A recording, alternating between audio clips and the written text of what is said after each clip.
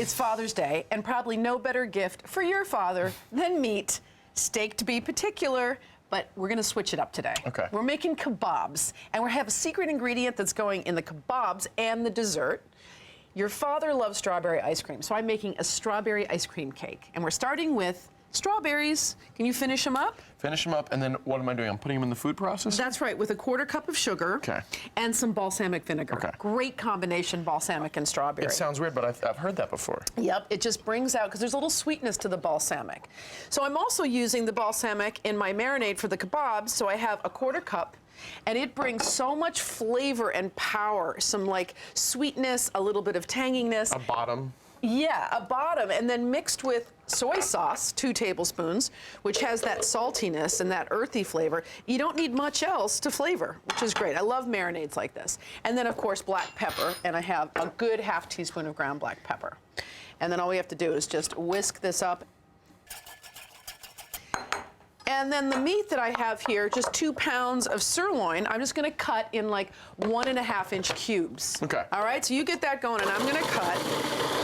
Oh, also Calder, put 1.5 tablespoons of balsamic vinegar in there. How could I forget? We just spoke about it. Well, that's okay. We're here to help each other. So I'm just cutting this sirloin. But I was just laughing when we were trying to think of something different for Dad for Father's Day, and I said, you said, what would Dad like more than anything?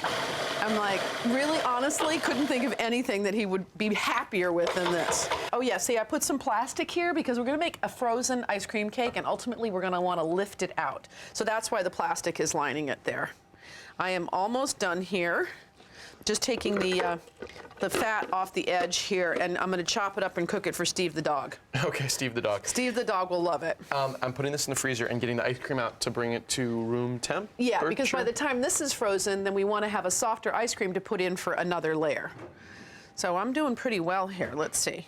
So I said 1.5 inch cubes. Just think about it going on your skewer, and think about the fact that you have vegetables going on there too. You want something that, you know, cooks evenly and quickly and all sorts of stuff like that. Here, I am gonna bring this over to you. Let me finish. And you can just start getting the, you can put the meat in there, and then it can start marinating. You can just move it around. Okay. So again, I would say that this should really be, you know, a couple hours, but if you want to do this the night before, that's fine too. I'm gonna just get our skewers ready for our kebabs. What's important when you're using wooden skewers is that you soak them in water, especially if you're planning on doing them on the grill, because you don't want them to burn up. And if they've been fully saturated with water, then they're fine. And I promised you vegetables, because what would a Father's Day dinner that had me in it be without vegetables? Nice and frozen. So I am just gonna prepare what's going on our skewers. And Mom, I'm just gonna spread this vanilla on top. So remember, we took that out with enough time to soften up the ice cream. The whole thing, or just as, okay. Well, yeah, the whole thing in there. I'm gonna pop this back in the freezer. Look at that, how beautiful. It's nice, right? I'm good with the offset. You're getting really good with this offset spatula, which is a nice handy little tool to have in your kitchen. It's not easy to use, because I've tried to frost that cake a few weeks ago and failed miserably. But I'm gonna put this back in the freezer. You're learning, you're on a learning curve. You're teaching me, great. All right, so now I have zucchini, and I have yellow squash, summer squash, and I'm just cutting about 1/2 inch thick rounds, and I kind of need help here with the chopping, Calder. Sure, what should I jump on, the zucchini? Okay, so if you could get the zucchini, and we're going about this thick. Got it. And I'm lining everything up here so we can start threading as soon as we get through this. You could really switch up your vegetables to suit what you like if you're saying that you're thinking possibly that whoever you're cooking for wouldn't love, you know, these vegetables. Just think of them hearty enough to withstand being on a grill. Think about the shapes that you're cutting so that they're cooked by the time the meat's cooked. And think about, I always like to have some kind of onion thing, whether it's a shallot or a garlic or something. Oh, you're chopping loud. Chopping loud. You're a loud chopper. My brother always says when I play video games with him that I make a lot of noise on the controller. Oh, you do? And it drives him nuts. Whenever he's losing to me, he gets really annoyed with me. Oh, I see. You got to pick things to get annoyed with each other with. Yeah. Likewise. Now, yes, but you know what I just want to do is keep the root end intact a little bit. So it stays, it doesn't fall apart. Yeah, because I'm quartering it, and I'm also then cutting it in half again, because we don't want giant chunks. So keep most of the root on, but just get the little hairy part off. Exactly. Okay. Now, if you continue with that part, I'm just going to finish mine, and then I am going to get threading. All right, let me just make some room here. Don't forget that we took our wooden skewers and we soaked them in water for at least 30 minutes. Very important, otherwise you're going to have burnt kebab. Totally important. So I'm going with a piece of meat, I am taking a zucchini, piece of pepper, what else? Piece of onion, and then just keep going like that.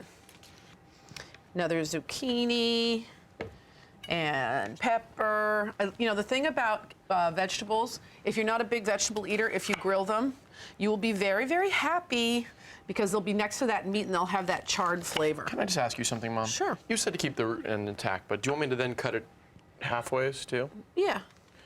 Okay. Yeah. Okay. It's okay. We'll just take it away. Anyway, I'm putting one more piece on. I'm going to start getting these cooked. I have a grill pan over here that I've been heating, and of course, if you haven't grilled, just go ahead and use your own grill. You want to make sure it's hot enough and get it on there. All right, now these cook for about 6 to 8 minutes per side, and you can do them on the grill, right? If you have, it's the time of year for grilling. These are so beautiful. So I just turned it after 8 minutes, another 6 or 8 minutes, and they'll be as beautiful as these. Now, there's a sauce that comes from Argentina that's called chimichurri sauce. And Argentina is well known to have really, really, really amazing steak. And this is a sauce that goes with the steak. And it's basically some herbs. So I'm going to use about a half a cup of fresh oregano and a half a cup of fresh parsley to get started. And it smells so good. Doesn't that smell like it should just go so well with beef? We were talking earlier about cards, and I will say one thing about cards. Your father loves the cards, whether you make them or you buy them. I know, I try to write something clever on them too. He loves it. Get a little smile out of it. And I think it's because he makes great cards himself. And over here at my chimichurri sauce, I have the herbs going into a bowl. I am going to mince 2 cloves of garlic to go in there. You gotta have garlic with your kebabs. And by the way, if you have anybody coming to your celebration who doesn't eat meat, you could just take all those vegetables and make a couple vegetable kebabs, which I do sometimes. And then with this sauce, it's just, you know, just as great. All right. Calder, are you in want of something to do there to help me? I need to help. Are these kebabs ready to go? No, they're not ready, but you could cut this lemon and then squeeze the juice of the lemon into here. Okay. We have lemon and we have a little bit of vinegar. Actually, you know what, Calder? We only need a half of a lemon because it's really just about 2 teaspoons. Okay. All right, and then we have a 1/4 cup of olive oil. If you could help me, that'd be great. Sure. And then 2 teaspoons of balsamic vinegar. And a scant teaspoon, about 3/4 of a teaspoon of salt, and we're good. That's it. I am just gonna mix it up. And we'll just give it a taste. Give it a taste and see what you think. Sure. You can dip in once, you can't dip in twice. Really bright. Isn't it great? Yeah, tons of flavor. So what I do is I serve this on the side, but I also like to take a little and just drizzle it over top of the kebabs, like that. Doesn't that look great? Dad's gonna love it. This is, I mean, I can't think of a thing Dad would like more, like really flavorful beef cooked on a grill. Yeah. You know, I think those are ready, Calder, if you want to get them off for me. Sure, I'd love to. Great, and then I can put the rest of the sauce on here, and we will be all ready to go.